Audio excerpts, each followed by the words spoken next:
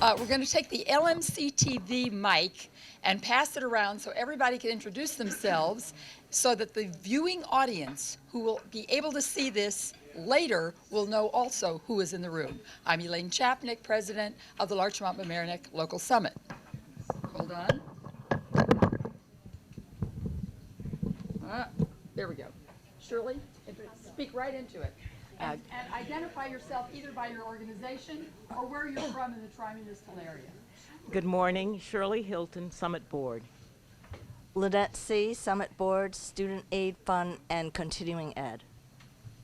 Malcolm Froman, president of the Larchmont Mamaroneck Hunger Task Force.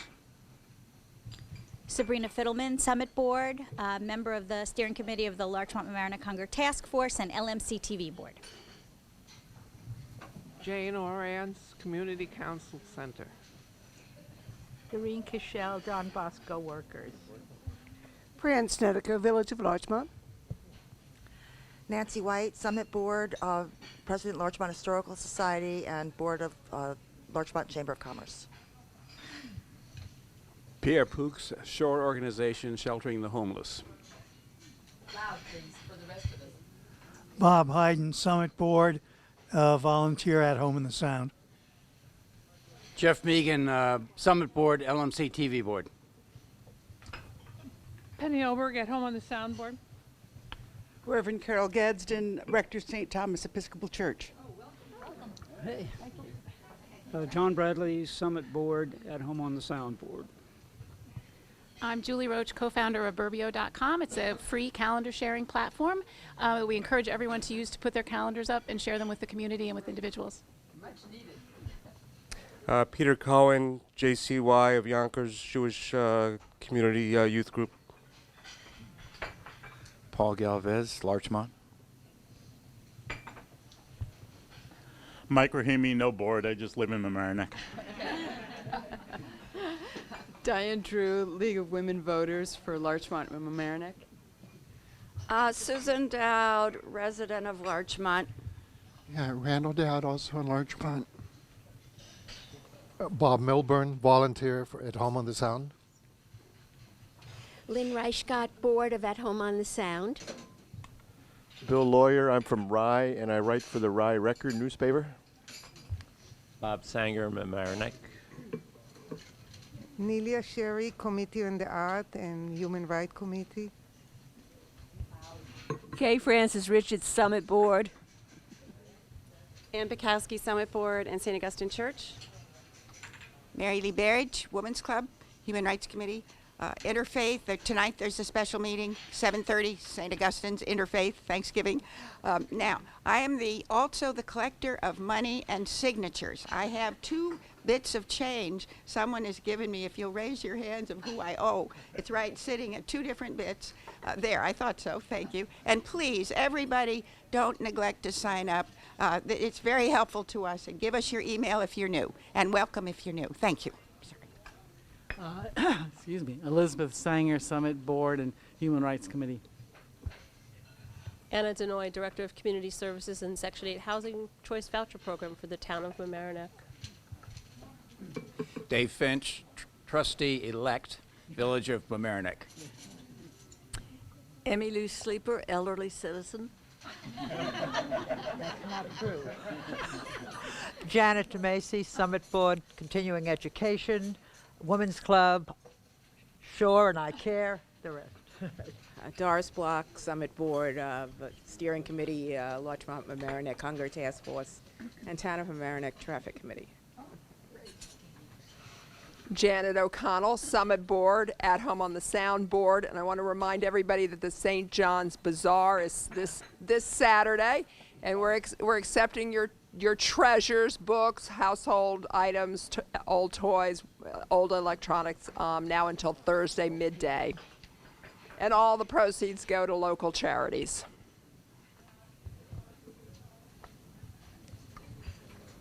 Hello, everybody. Yes, it works. I'm Natalie Monin-Volker. I work for Volunteer New York, so I'm interested in all what is going on in our community. Thank you. Say it louder, who you are. Natalie Monin-Volker. I work for Volunteer New York. So that's why I'm here. Nina Cuddy, Local Summit.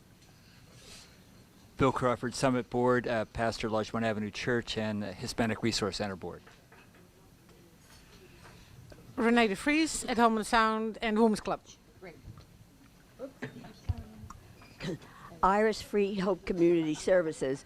I just wanted to tell you that last time I was here, I gave out leaflets about collecting used bicycles. Well, we gave out 120 used bicycles for little children and grown-ups and helmets to boot. Great. Terrific. Nancy Phillips. I work at DeRote. Jeremy Ingpen, affordable housing professional and consultant to not-for-profits. Welcome back, Oh, Kate, sorry. You're invisible now. Good morning, Keith Yiser, Summit Board, Mamaroneck Public Schools, and the Human Rights Committee, Mamaroneck Larchmont.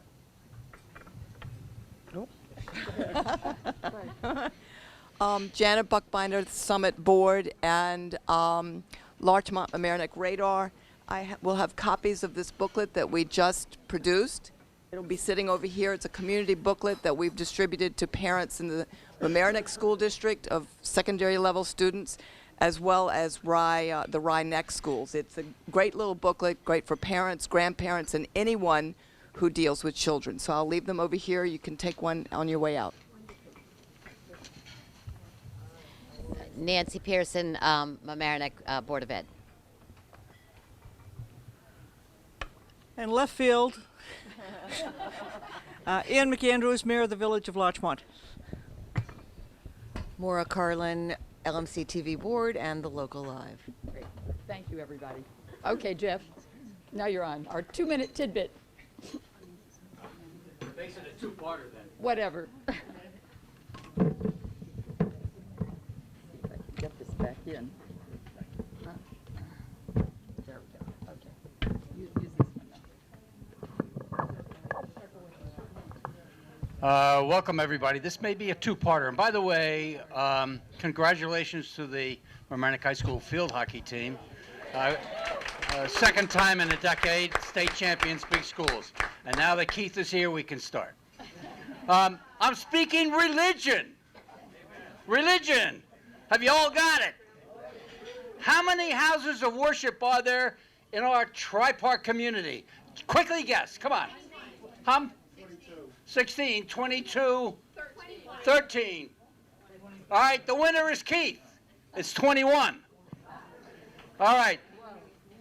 How many are in the unincorporated section? Those heathens. 1. Thank you. Mayor of Larchmont got it. St. John and Paul. How many are in the village of Larchmont? Come on, Reverend Crawford. 5. How many in the village of Mamaroneck? If you could subtract the 1 and 5 and 21. All right, that's 15. All right, it's appropriate that we have 2 pastors from the village of Larchmont. They must have known I was going to do this. And this is a brand new, I'm sorry, your name is Alana White? What? I'm sorry? Oh, Mamaroneck, I'm sorry. Wrong Episcopal Church. So the village of Larchmont has, I'm just going to read these off, and the second part of my my program is going to come months later in some little detail, some interesting tidbits. Larchmont Village is St. John's Episcopal Church, Larchmont Avenue Church, Reverend Crawford, Larchmont Temple, St. Augustine's, Beth Emmet Synagogue, which is now Congregation Sulam Yaakov, and Larchmont Temple. And the town of Mamaroneck, it's St. John and Paul. And in the village of Mamaroneck, we have St. Thomas's Episcopal Church, thank you. Mamaroneck United Methodist Church, Holy Trinity Church, and St. Vito's Church, which unfortunately I think is going to become one. Recently, the Archdiocese said they were going to become one. And ironically, the pastor of Holy Trinity was ordained at St. Augustine's. He's a Larchmont boy, Bob Henry, Father Bob. St. John's Lutheran Church. First Baptist Church down on Harvard Avenue, and it's appropriate it's a Baptist church because every time it floods, they get baptized. Barry Avenue, AME Zion Church, a long-standing church in the village of Mamaroneck. Straight Gate Church, Abounding Blessing Church, Life of God Christian Ministry, Victory Temple Pentecostal Church, Spirit of Life Fellowship, which has now moved to White Plains, First Church of Christ Scientists, which has that beautiful reading room on Mamaroneck Avenue, which was the original Mamaroneck Federal Building, Westchester Jewish Center, Shabbat Lubavitch of Larchmont and Mamaroneck, Mamaroneck Seventh-day Adventist Church, which is on Prospect Avenue across from the courthouse. Thank you very much.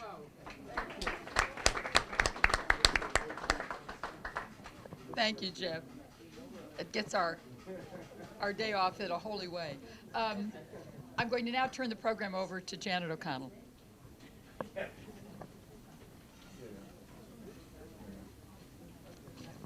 So good morning, I'm Janet O'Connell, and thank you for joining us today for our program about affordable housing. My committee, which included Jeff Megan, Doris Block, Janet DeMasi, and Kay Francis Richards, and I are very pleased to welcome our speakers today, Westchester County Legislator Catherine Parker and Rose Marie Noonan. So, Ms. Noonan is the Executive Director of the Housing Action Council, which is a not-for-profit organization that assists other nonprofits, municipalities, and developers to expand affordable housing opportunities in our area.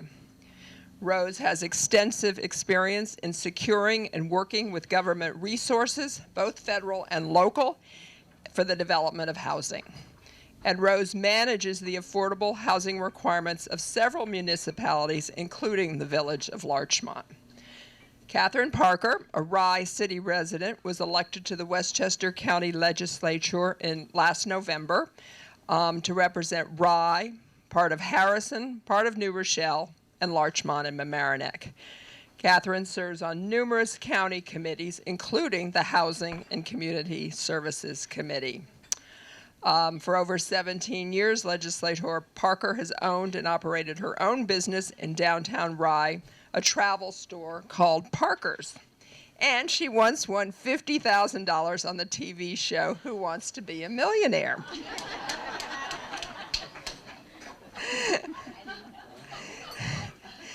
Rose Noonan will begin our program by speaking about the Westchester County policy of affordable housing, where we are in terms of the lawsuit and what is being built locally, and then Catherine will follow, bring us up to date on some of the immediate issues. Then we will open to questions after that. So please join me. Oh, there's George Latimer. Welcome, George. Please join me in welcoming Rose Noonan and Catherine Parker.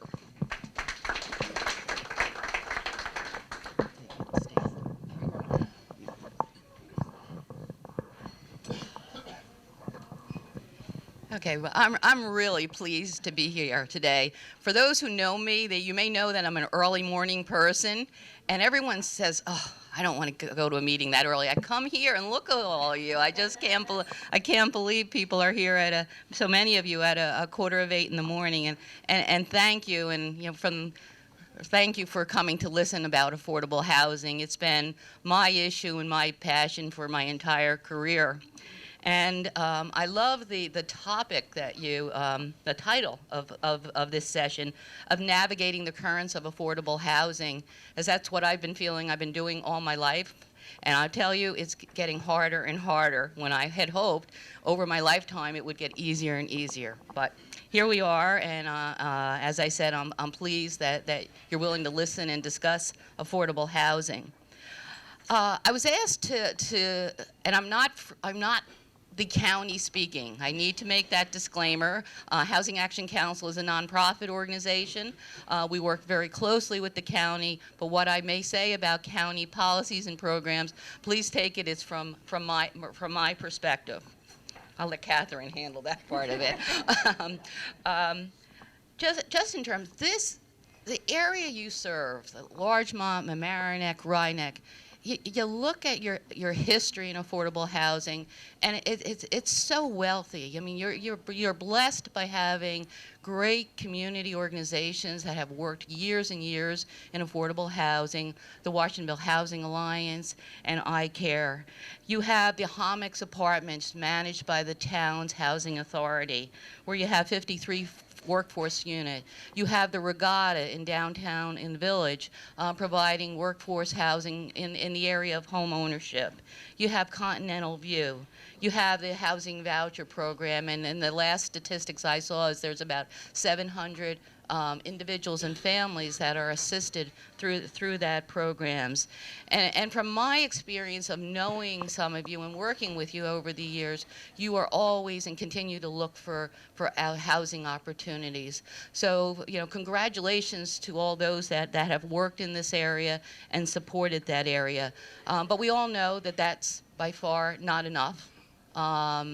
Years ago, the Rutgers came up with a housing needs study for Westchester County and felt that there was the opinion that there was 10,000 housing units that are needed to deal with the needs of families and individuals throughout this county. But when I talked about what you have done in this area, when you look at when it has been done, most of it was done in the 90s. Most of it's located in the village of Mamaroneck. And as I was talking about my career, is that I have found it harder and harder to get more housing on the board. There's reasons for it, not good reasons, but reasons that we need to address. In a way, I talk about the housing settlement, which was signed by the county and also HUD and the Justice Department in August 2009. From my perspective, it was a curveball. It took that navigating the currents of affordable housing somewhat in a different direction, not a bad direction, but a different direction, and that as a housing practitioner working with nonprofits, municipalities, and developers, we're dealing in a different environment, priorities changed, working in communities where we may not have worked before.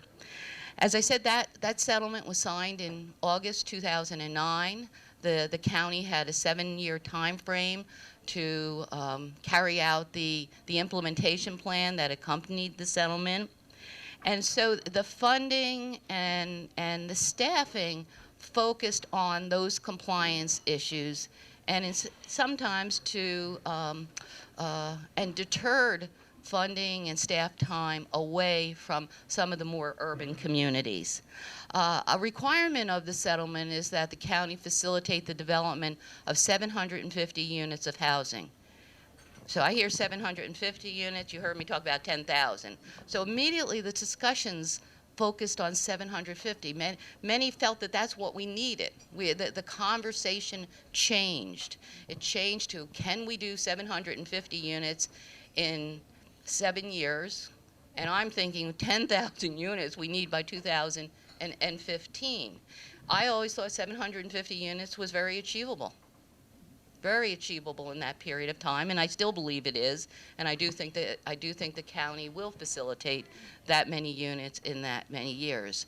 But you'll also know, if you compare it on a yearly basis, we are now doing fewer housing units than we did before the settlement. Now, the communities that are affected by the settlement are 31 communities in Westchester, and it's those communities that have lower percentages of African Americans and Hispanic Latinos in their communities than in some of the other communities. It doesn't include the major cities, your Mount Vernons, your Yonkers, your New Rochelle. It does not include the village of Mamaroneck, where the demographics are different than in some of the 31 communities. As I said, the time frame is to facilitate 750 units by December of 2016. The benchmark for the end of this year, by December 31st, is 450 units with financing in place and 350 with building permits. Where the county is at as of yesterday, they have 426 units with financing in place and 406 with building permits. So they're ahead in terms of building permits as to what's required by the end of the year, somewhat a little behind in terms of financing in place. Whether the county will be able to reach those numbers by the end of December, which is not too far away, I don't know. There is one development. It's in Chappaqua. It's a very controversial one, and I think it's the most controversial one of any of the ones that of the 750 that are moving forward. That would bring it over the required benchmark. And there's a few. There's another one in Larchmont that's moving forward. I have one unit in Yorktown that I'm working on. So whether it's 50 units or one unit, the county is paying attention there. The other major requirement under the settlement was the county to have developed a model inclusionary principles which would encourage the development of mixed income housing in communities. And the key elements of those inclusionary principles are, one is affordability. You know, if these units are created, who should they be affordable to? And the answer to that is it depends. It depends on whether you're developing ownership housing or you're developing rental housing. In the case of ownership housing, you would just need to assist families and individuals whose incomes are up to 80% of the county median income. Our median income in Westchester now is about $104,000, and you adjust it by household size. So you're talking a family of 4, roughly those who are at 80,000 household income or less. If it's rental housing, you're looking at 60% of the county median. So the county was encouraging municipalities to adopt ordinances that encourage the development of affordable housing targeted to those income levels. Also, the principle that they set forth is that in all site plans and subdivisions, and this would be community-wide, 10% of units that would be created, market rate units that would be created, at least 10% of those units would be designated as affordable. Also, another element, no preferencing. You know, there would be no priority for seniors, for workforce, as there has been in a number of the zoning ordinances that were encouraging the development of affordable housing. They also encourage incentives for affordable for going beyond that 10%. They suggested using density bonuses in order to encourage market rate developers to not only do the 10%, which would be a requirement, but to add density to the development in order to create more affordable units. And then there would be a 50-year affordability restriction on any of those units. And then the final major element of the inclusionary ordinance would be affirmative marketing, which simply means marketing your affordable units through a 9-county area that includes all of New York City, Westchester, Putnam, Fairfield, Rockland County. So when you're marketing those units, reach out to a 9-county area and affirmatively market to those who are least likely to apply. And in the 31 communities, it generally is, looking at the demographics, it would be a Hispanic and Black population. Okay, so in terms of that, and where we're at in terms of inclusionary zoning in the county is that 15 communities have revised their zoning ordinance to adopt inclusionary principles, and not necessarily word for word in terms of what the county has suggested, but tweaking it to some extent to meet to meet their own or respond to their own local needs. And those communities are Ardsley, Bedford, Hastings, Irvington, Town of Mamaroneck, Newcastle, North Salem, Ossining, Pleasantville, Pound Ridge, Scarsdale, Tarrytown. That should be, Yorktown, North Castle. And an additional 4 communities have said, well, our zoning was already had inclusionary principles in it, and we feel that it satisfies the requirements of the settlement, and those include Cortland, Rye, Somers, and Dobbs Ferry.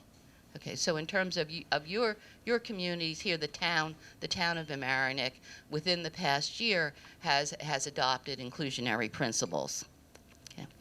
Okay, now in Larchmont, and most of you are probably aware of this, there is a affordable housing development underway, one that has been in the makes for a long time, originally as a market rate development and now as an all affordable development, referred to as Pinebrook. It's located at 2101 Palmer Avenue.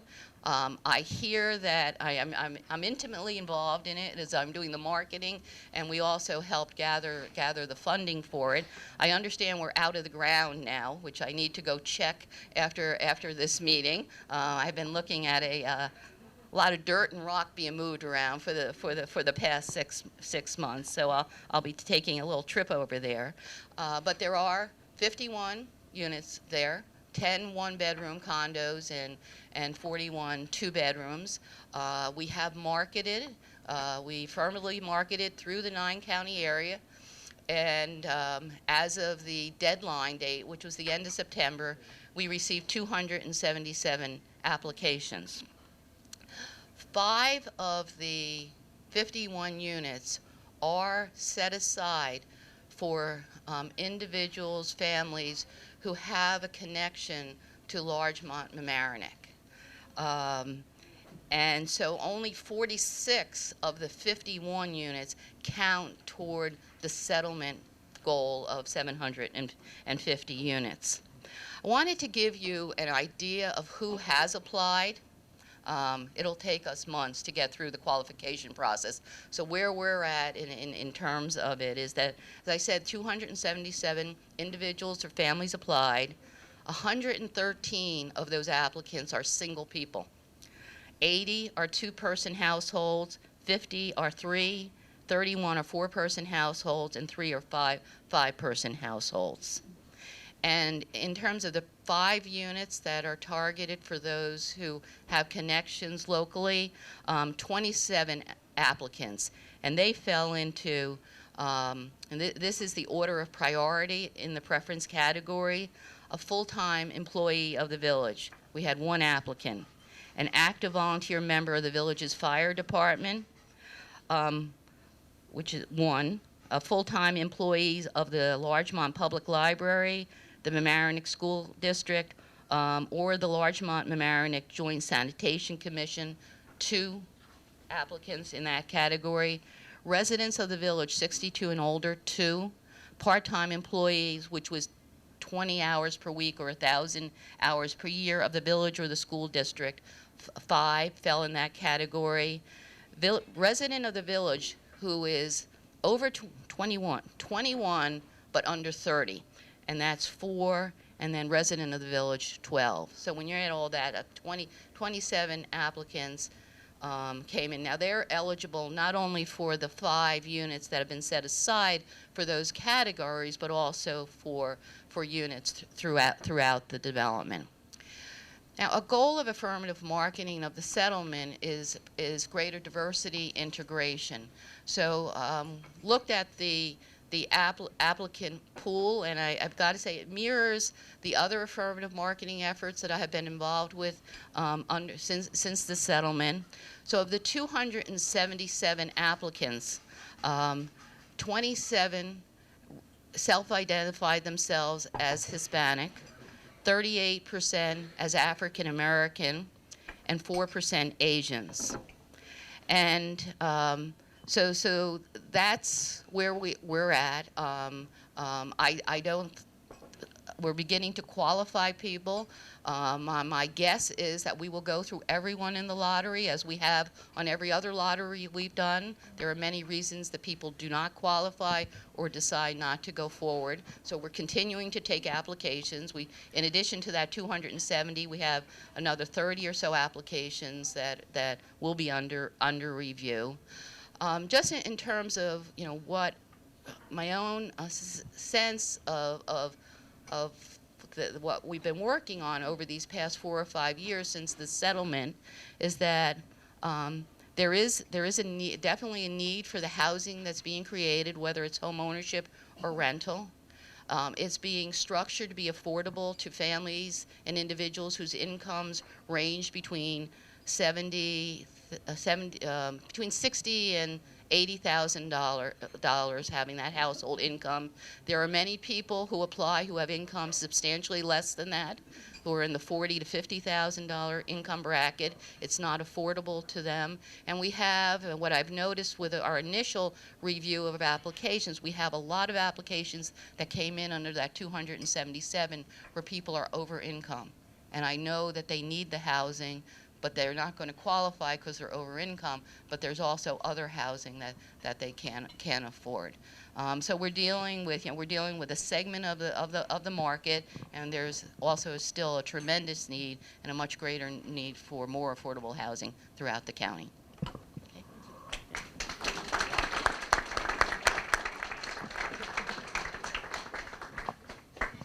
Good morning. Since the last time I was here, which was last May, and I talked a little bit about affordable housing, there have been some updates. So let me start with, when I was here the last time, I mentioned that we had reached out, the Board of Legislators had reached out to the Housing Monitor to see if we could get some movement.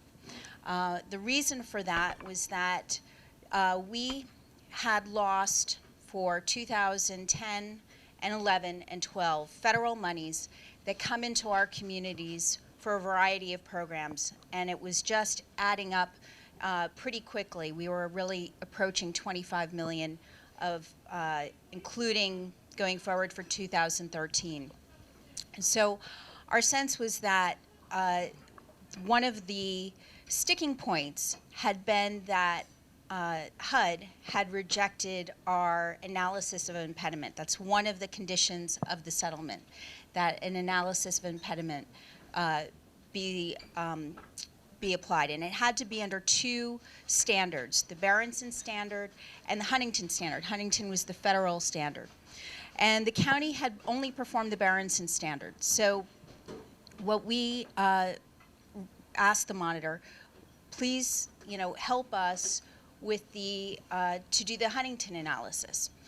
And I have to say, it just goes to show no good deed goes unpunished, because certainly Jim Johnson, who's the housing monitor, he's an attorney with Debevoise and Plimpton, very bright guy, and I think really has his heart in the right place.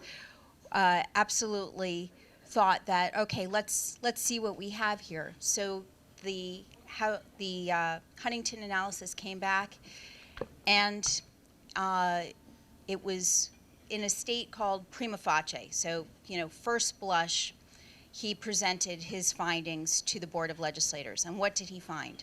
6 communities in Westchester, including the village of Larchmont, had exclusionary housing. I will say Mayor McAndrews is here. I got the equivalent of the phone call, what the hell is this?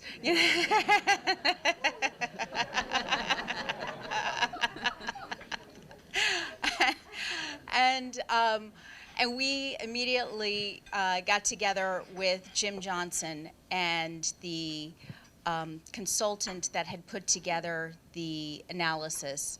We were the first, Larchmont was the first community to meet with the monitor to go over the facts.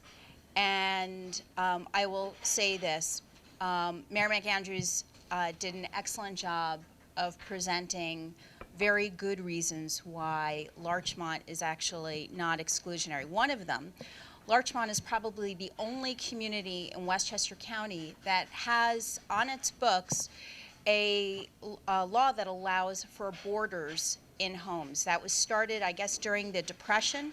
They never took it off the books. So that certainly speaks to being able to have, a small apartment inside a home. That definitely spoke to the monitor. Then a very interesting thing happened. The consultant said, one of our concerns is that when an application is before your planning commission, that you have to do a state environmental quality review, the seeker analysis, and that takes time, and that could be perceived as slowing things down.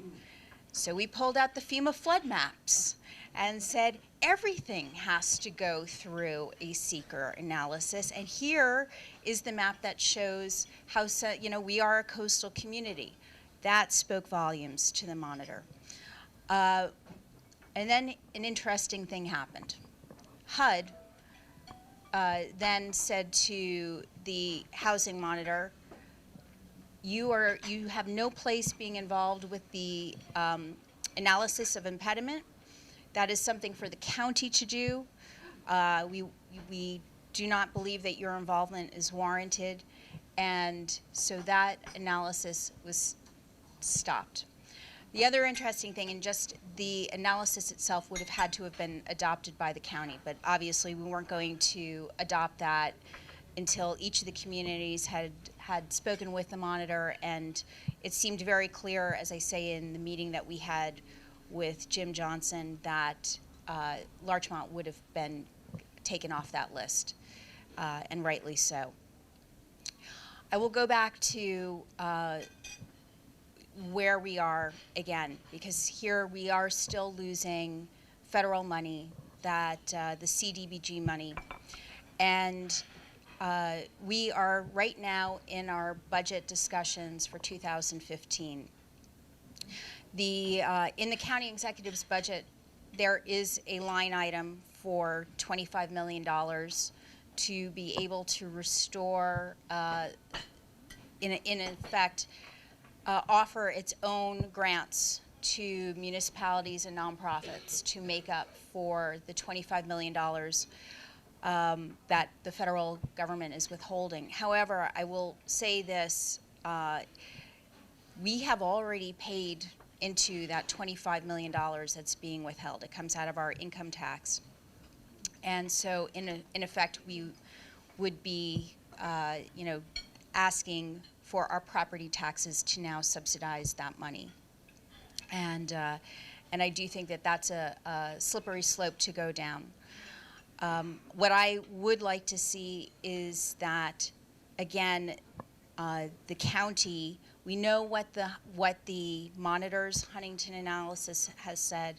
I think at this stage we could perform our own Huntington analysis, and I would love to see some movement. But I feel that in the larger discussion of affordable housing, that there seems to be, both from HUD and from the county executive, a reluctance to have any real valuable movement on this.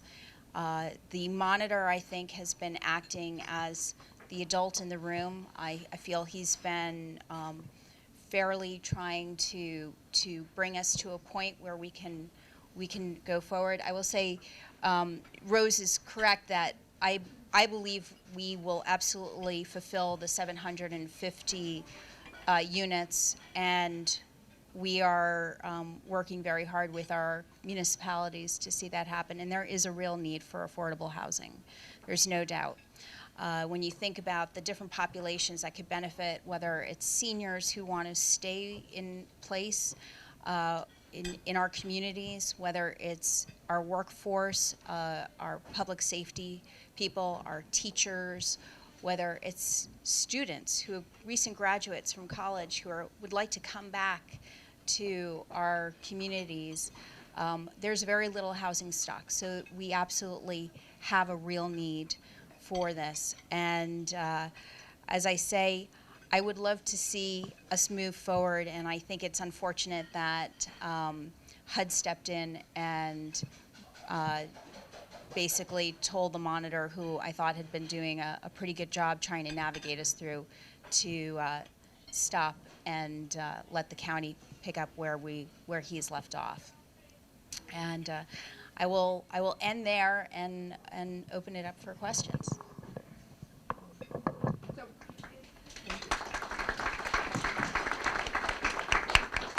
Ask you to stand when you're asking your question so that the camera can hear you and everyone in the room can hear you. Nina. Well, tell me, who's the person who's going to make the determination of how a person qualifies for the housing, and what are the criteria that you will be looking for, assuming that you have more applicants who qualify than available housing? How do you make your decision?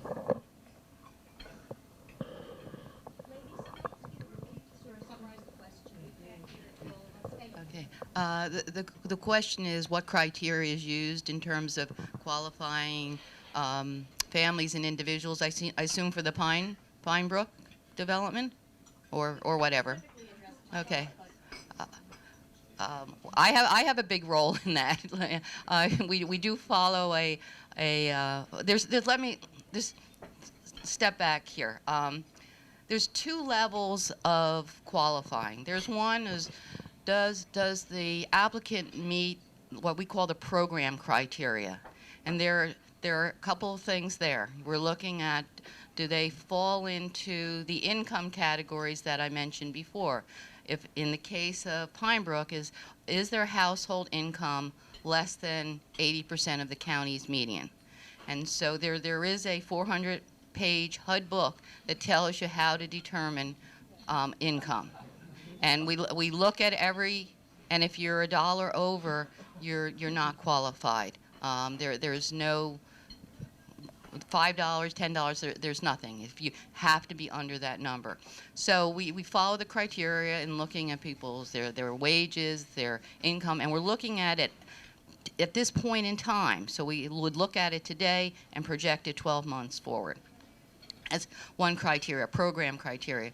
Also, is the applicant the appropriate size for the unit that's being marketed?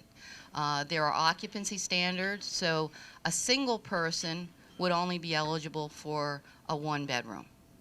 Okay, if it's a 2-bedroom, the occupancy standard is 2 to 5 individuals, as long as it doesn't exceed the local housing code. So that's another issue we're looking at.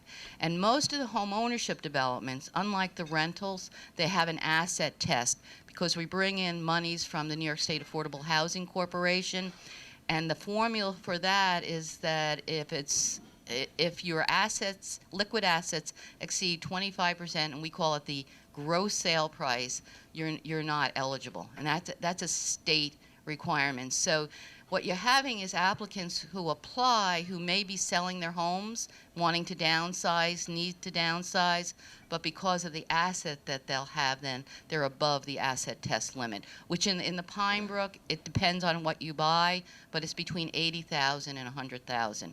Okay, so that's one level. We refer to that as the program criteria.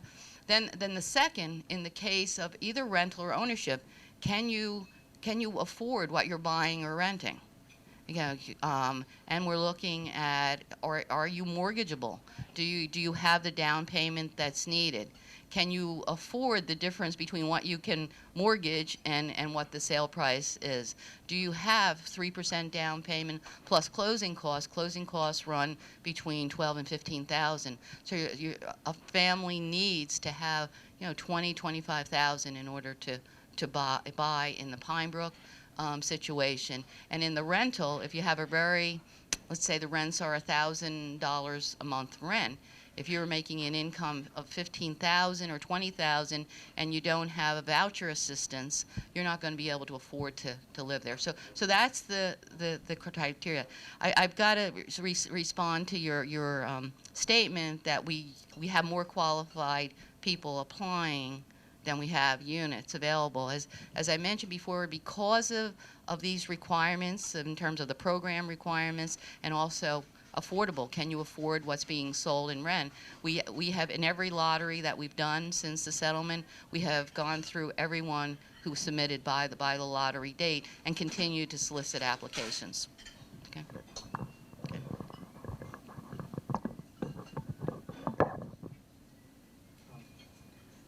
Ms. Parker, in your own personal view, hopefully off the record,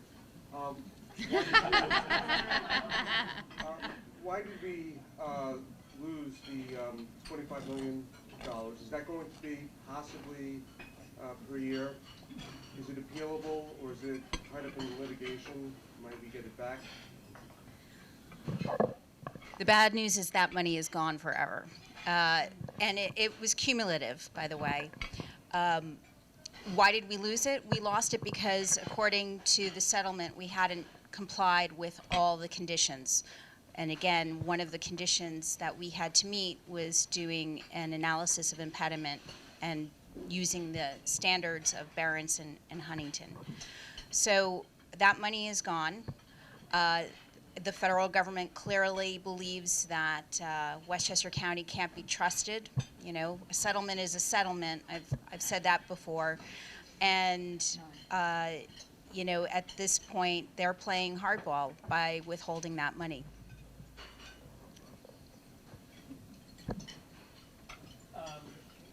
The affordable houses got together at the Grove Count up about 3 years ago, and I asked this question, so Rose has heard this question before. But looking at affordable housing in Westchester, affordable housing means housing that is affordable and regulated by a covenant. It's always seemed to me that if you look at Larchmont or even you look at Scarsdale, there's a large number of units out there in the condos and co-ops that before the collapse of the housing market were probably not affordable. But after the housing market collapsed, I know that a year ago you could buy a one-bedroom apartment in a co-op in Larchmont for $120,000.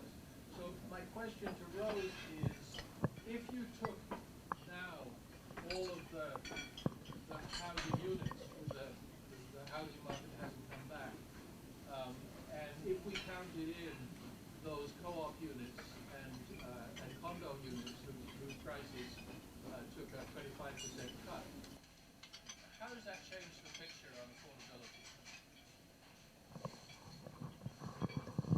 Well, it's only my opinion because I haven't done a really in-depth analysis. I haven't done any analysis at all on that.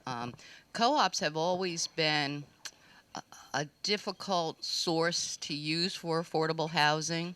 There was a time where I was involved in the Yonkers desegregation order, which their approach to implementation was to provide substantial down payment to the beneficiaries under the settlement, so that they could buy in areas that had were not concentrated.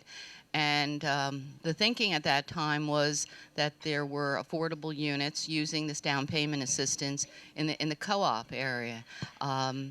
What we found is that there was often a mismatch between the size of the co-op units and the families that were looking for. There was a lot of one bedrooms, and in terms of the Yonkers desegregation order, there was mostly 2, 3, 4 person households who were the beneficiaries. And then the second, which is very important to note, is that there was a lot of difficulty in getting approved by the co-op board.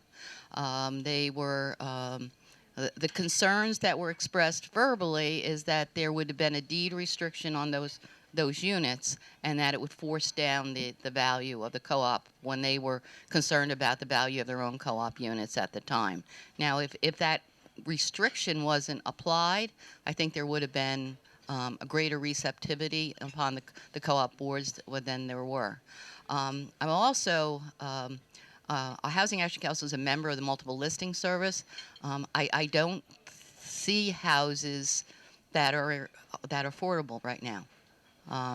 We're We're looking for them. We're looking for vacant ones, and the prices have been going up. So I'm not sure it would address the need. I do think that there's still tremendous demand. The demand for rental housing is greater than for sale housing at this point, and that an approach dealing with that is to create more.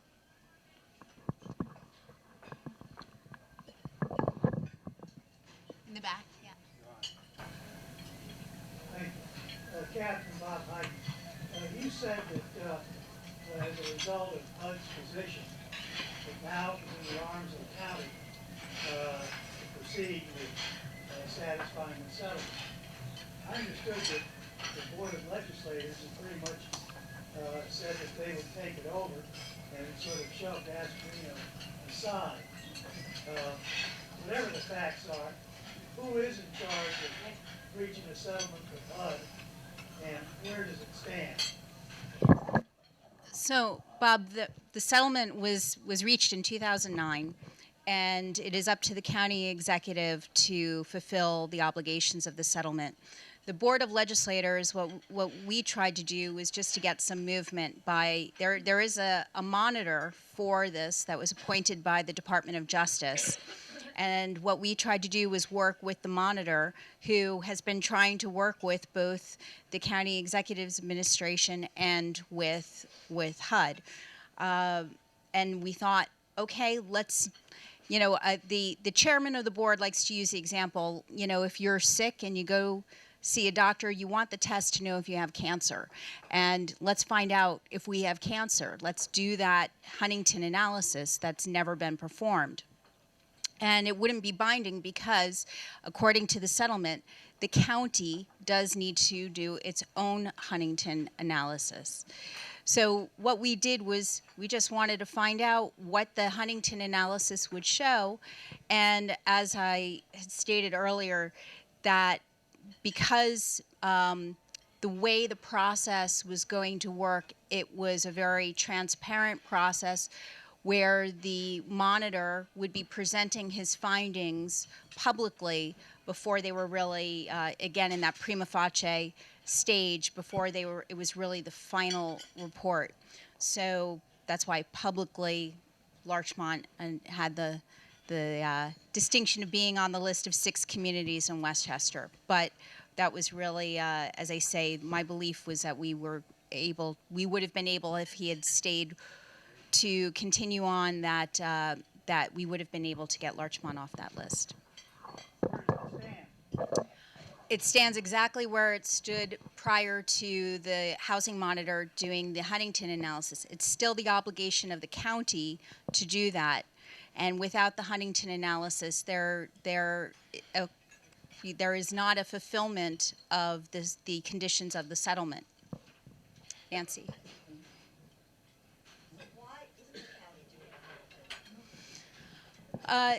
That is a good question. They feel that they've done, the administration and the Department of Planning have said that they have fulfilled the analysis of impediment. They've done apparently 8 separate Berenson analyses, and the Commissioner of Planning has stated that he was not asked to perform a Huntington analysis, and that's why it hasn't been done.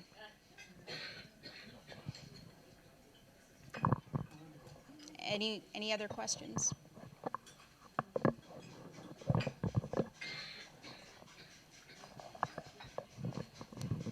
Well, thank you so much to both of our participants and to everybody who'd come. I think there was a little bit of maybe a delay in the kitchen, so please stay and finish your breakfast when they arrive. And thanks for coming.